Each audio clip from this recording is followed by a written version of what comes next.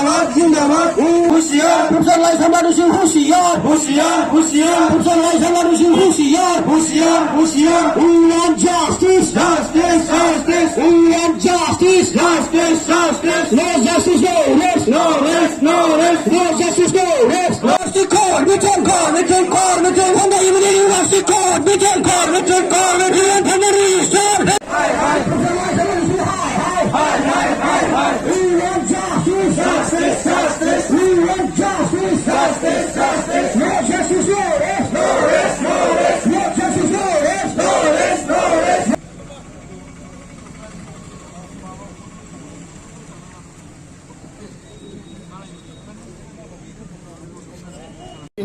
অনিচ্ছা মানে থকা সত্ত্বেও আমি বডোলেণ্ড ইউনিভাৰ্চিটিৰ এই মূল দুৱাৰত আমি ধৰ্ণা কাৰ্যসূচী 2 ঘণ্টীয়া ল'বলৈ বাধ্য হৈছোঁ।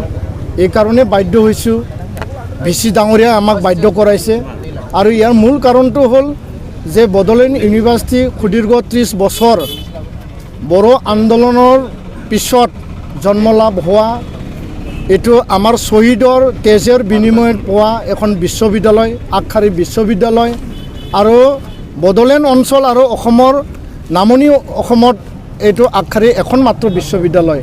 এই বিশ্ববিদ্যালয় সদায় আমি মংগল কামনা কৰোঁ। আমাৰ ল'ৰা ছোৱালী নৱপ্ৰজন্ম আমাৰ ছাত্ৰ ছাত্ৰী ইয়াত পঢ়ি পেলাই চাকৰি বাকৰি পাওক, তেওঁলোকে জীৱনৰ সংস্থাপন হওক, তেওঁলোকে জীৱন আগবাঢ়ি যাওক, আমি এইটো বিচাৰোঁ। কিন্তু আজি এই ইউনিভাৰ্চিটিখনত কিছু যি অৰাজকতা ডিক্টেটৰিয়েল আৰু ইউনিলেটাৰেল যি ডিচিশ্যন ভিচি প্ৰফেচাৰ লাড্ডু সিং ডাঙৰীয়াৰ সেই ইয়াৰ ওপৰত আমি আজি বিৰোধিতা কৰি পেলাই এই আন্দোলন লৈছোঁ। আমি সুদীৰ্ঘ 1 বছৰৰ আগতে আমি দাবী জনাই আহিছোঁ ইয়াত পাৰ্মানেণ্ট ৰেজিষ্টাৰ এপইণ্টমেণ্ট দিব লাগে। আজি আপোনালোকে ইয়াত চাওক ভিচি ডাঙৰীয়া আমাৰ এই অঞ্চলৰ নহয়, আমাৰ মানুহ নহয়।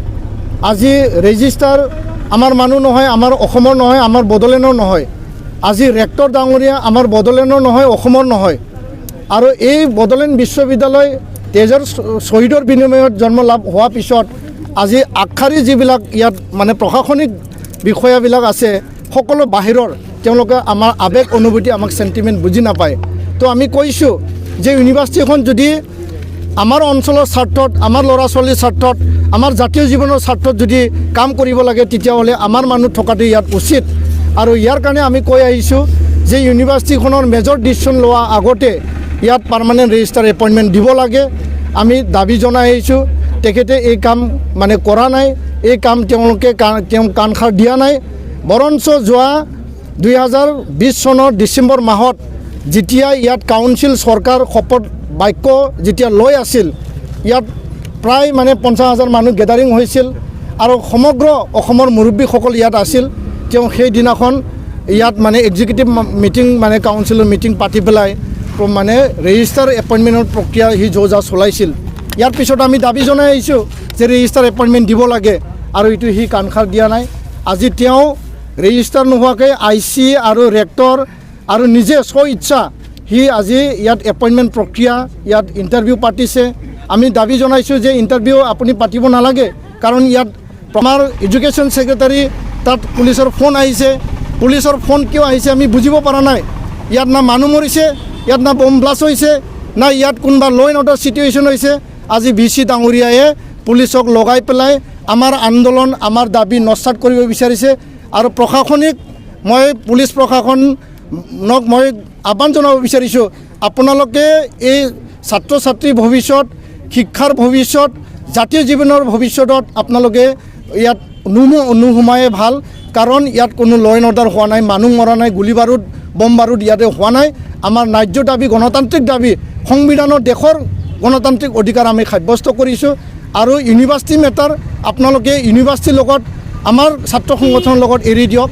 ইয়াত মানে কোনো পুলিচৰ দাদাগিৰি, পুলিচৰ এনেকুৱা আহ্বান, পুলিচৰ কোনো পুলিচ ৰাজ ইয়াত নচলিব।